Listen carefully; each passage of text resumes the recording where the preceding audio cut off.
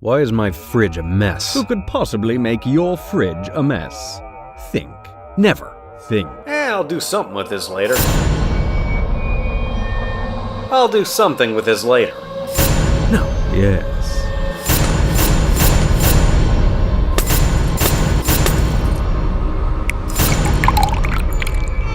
I'll do something with this later.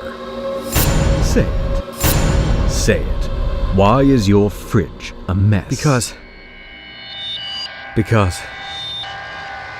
you and I are the same person. That's right. Wait, what? No! Are you a fucking idiot? Well, we're voiced by the same person.